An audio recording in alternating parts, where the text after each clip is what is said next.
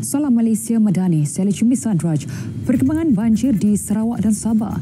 Setakat 10 pagi tadi, seramai 12,984 penduduk terjejas daripada 3,978 keluarga ditempatkan di 67 pusat pemindahan. Di Sarawak, jumlah penduduk yang dipindahkan meningkat berbanding semalam. Seramai 11,576 penduduk terjejas banjir telah ditempatkan di 59 PPS.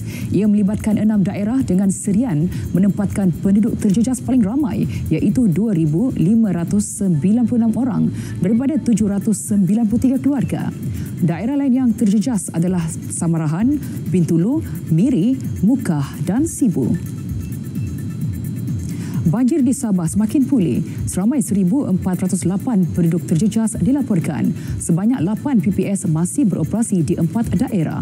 PITAS mencatatkan angka penduduk terjejas paling tinggi dengan 742 orang daripada 274 keluarga. Daerah lain yang terjejas adalah Lahad Datuk, Beaufort dan Paitan.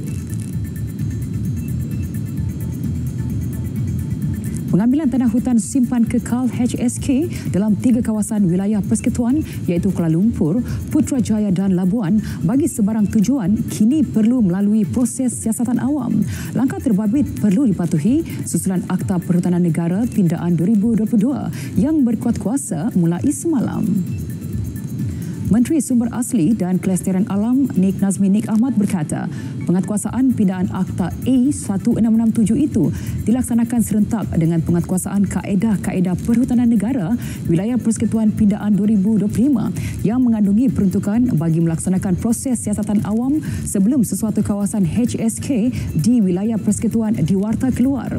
Tambahnya, pindaan undang-undang itu yang sudah mendapat perkenan diraja pada 7 September 2022 dan diwartakan pada 20 September 2022 bertujuan menambah baik pengurusan HSK dalam 3 kawasan wilayah persekutuan itu.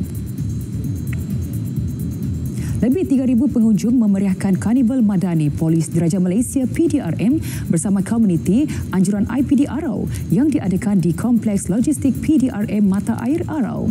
Karnival ini bagi meningkatkan kesedaran terhadap isu keselamatan dan membantu golongan memerlukan serta memupuk hubungan baik antara agensi dan masyarakat. Menurut Timbalan Ketua Polis Perlis, Senior Assistant Commissioner Badrul Hisham Baharudin, program ini merupakan medium mendekati masyarakat dan mengeratkan kerjasama di antara PDRM dengan agensi luar serta penduduk setempat. Program ini juga melibatkan Majlis Pembangunan Komuniti Kampung dan Jawatan Kuasa Pembangunan dan Keselamatan Kampung Persekutuan. Selain itu, JPJ, Majlis Perbandaran Kangar dan Jabatan Pendaftaran Negara turut serta menjayakan program ini. Beliau memaklumkannya pada Karnival Madani PDRM bersama komuniti yang turut diserikan dengan keberangkatan Raja Perlis Tuanku Syed Sirajuddin Jamalulail diiringi Raja Perempuan Perlis Tuanku Tengku Fauzia Almarhum Tengku Abdul Rashid. Antara aktiviti lain termasuklah persembahan wayang kulit, jualan agromadani, jualan truk makanan, acara larian Night Fun Run, gotong royong memasak melibatkan pelajar dari Universiti Malaysia Perlis, komuniti setempat dan warga IPD Arau.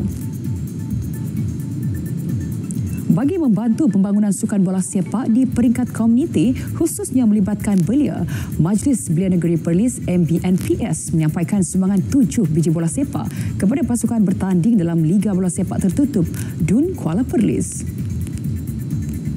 Menurut Presiden Majlis Belia Negeri Perlis, Muhammad Jeffrey Hassan, MBNPS akan terus komited dalam membantu pembangunan sukan khususnya bola sepak di Perlis.